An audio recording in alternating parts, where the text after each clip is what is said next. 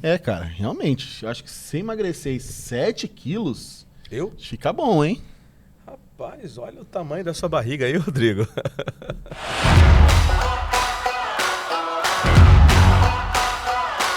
Fala galera, tudo bem com vocês?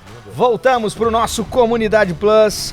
Vamos a mais um tema daqueles. Antes do nosso teminha aí, lembra que eu falei para vocês? Eu ia dividir, né, qual o objetivo do pequeno grupo em 3 partes. A segunda de hoje, aliás, a segunda dica, não a segunda de hoje. A segunda é, o pequeno grupo também serve para gerar e manter senso de missão, ok? Então, lembra disso aí, a gente precisa entender que o pequeno grupo é um ambiente acolhedor, sim, para a gente trazer os amigos que não são membros da igreja. E não só isso, motivar aqueles que talvez nunca tiveram essa oportunidade de ter o contato com alguém, quem sabe a partir daí dá até um estudo bíblico, né? Mas o pequeno grupo também é para isso, gerar e manter senso de missão. Então, vamos desenvolver os dons e convidar os nossos amigos, beleza? Tema de hoje, enfim, a hipocrisia.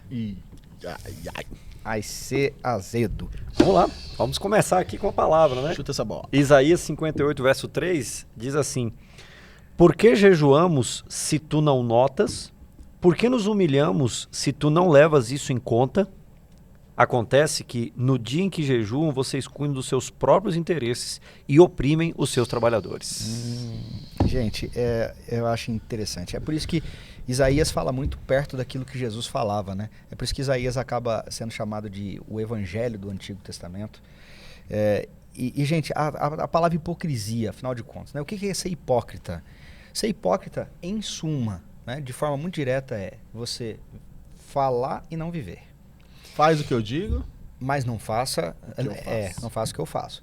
Isso, meu pai falava isso pra mim, não funcionou muito. Meu pai falava pra mim, isso não funcionou, gente. É a tal da hipocrisia. E a gente precisa tomar muito cuidado com isso. E isso, inclusive, nós somos líderes de jovens e a gente sabe que se tem uma coisa que afeta a nossa juventude, é essa questão de falar e não fazer. Né? Há alguns anos atrás aí, num reino tão distante, onde mora o Shrek, né? Eu me lembro de uma situação, uma experiência que eu vivi aí com a galera. Nós fizemos, era a época de recolta. Lembra da época de recolta, não? Sim. Então, era a época de recolta e... Não é do meu tempo, viu, gente? Não. Só pra explicar aqui. Tá? Por isso que eu não consigo me lembrar, viu? Desculpa. Viu a Primeira Guerra Mundial? Ô, gente, desculpa, não é do meu tempo. Pisou no barro que desceu da Arca de Noé. Eita. Mas o fato é que eu me lembro que eu coloquei, gente, um membro, ele era tio de um menino da igreja, disfarçado de mendigo na porta da igreja. E eu queria lançar a recolta, né, dar um impacto na igreja, gente, mas foi mais impactante do que eu imaginava, porque, gente, raras pessoas, era uma igreja grande, relativamente grande, raras pessoas pararam pra ouvir o cara, pra conversar com o cara. E, gente, se a gente tá falando que a gente é cristão, isso tem uma hipocrisia tremenda. É o tal de falar, não, eu sou um cristão e não tô nem aí com quem tá ao meu redor diante das necessidades, né? Mas vamos lá, vamos iniciar nosso bate-papo. E aí? A pergunta que não quer calar hoje é: conhecimento e prática devem andar juntos? E aí? Obviamente, né? O conhecimento no Antigo Testamento, ele não existe se ele não vier recheado de ações que revelam esse conhecimento.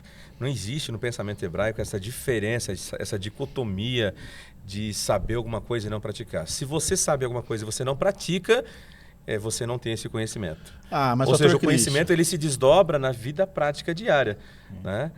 Então, no pensamento do hebreu, que é o pensamento do nosso autor aqui, a pessoa só sabe alguma coisa quando aquele conhecimento virou, se internalizou e se transformou na rotina, na prática Mas eu dela. sou uma pessoa boa, eu vou na igreja, eu estudo a lição, eu leio a Bíblia. Eu sou uma pessoa que tem a vida cheia de boas intenções, pastor Christian. Mas isso não é suficiente, meu querido. Se colocar na prática... tem uma frase, na verdade, né, antiga, dizendo assim, quem diz que sabe e não pratica não aprendeu nada.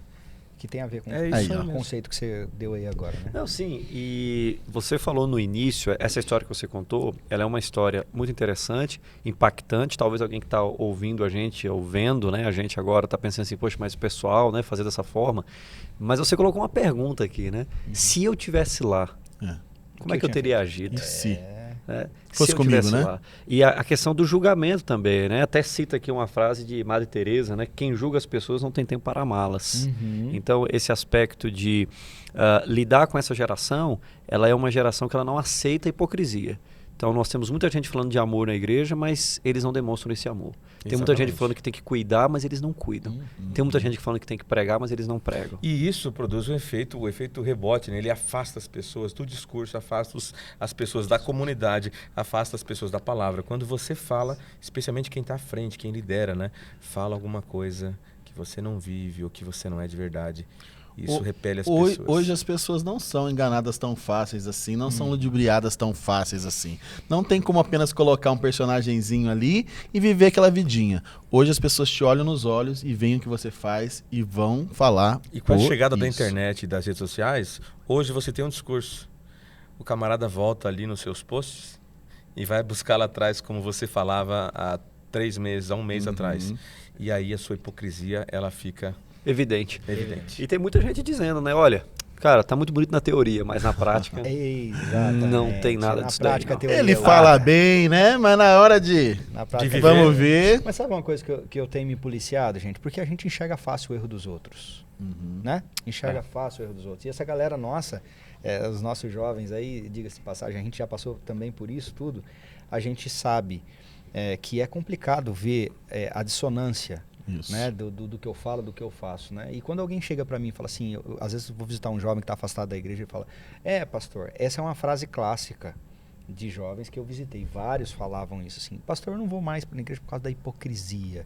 Aí eu falo sempre para ele assim, pode ir, filho, sempre cabe mais um. Não, afinal de contas, gente, quem de nós não erra dentro do discurso e da prática? É juntar o estudo dessa semana com um estudo que nós tivemos algumas semanas atrás, né? Exatamente. Da língua ali. Tem gente que é o hater, né? Só critica, só fala mal, né? E não só dessa semana, e não só da semana passada, Das mas que virão. semana que vem. Qual o tamanho da sua língua? Qual? A pergunta Qual? é o tema. Qual É o tamanho? tema da Tem uma semana que régua vem. aqui, Christian. A gente se vê semana que vem.